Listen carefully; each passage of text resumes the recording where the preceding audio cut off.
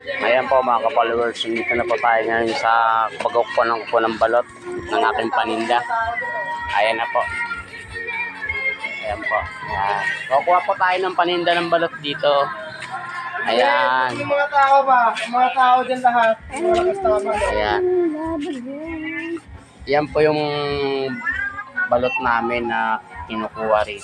Si Manong tsaka si Marvin, Yan. hindi ba tao yan? Kaya kasama kong tendera po yan, si Ate Puti. Ayan. Siguro na kayo may tao, di ba? Tapos, ito naman po yung aming sekretary.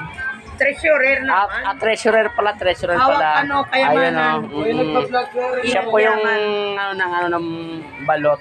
Nagpa-vlog na rin, Opo. oh. Ito po, ito po yung aming balot sa puti po yan, oh. Balot sa puti. Ayan, Balot sa puti itim. po. Ayan.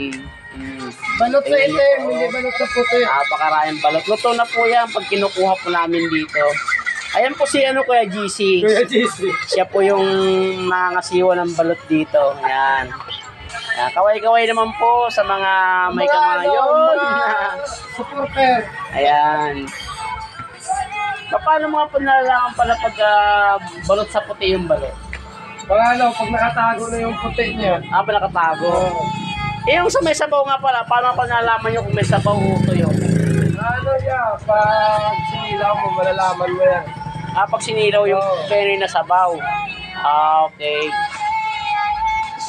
Ano yung pabalot? Ano ba yung ba't yung tawag na pabalot o sariwa yun na ano? Sariwa. Ayan ang Sariwa. tawag sa sariwa. Okay. Ayan po mga ka-followers, ayan po yung sabi ni Kuya GC. Sa mga nagtatanong po dyan about sa balot, ayan po. Palawan muna. Hanggang dito na lang po tayo Palawan. mga ka-followers.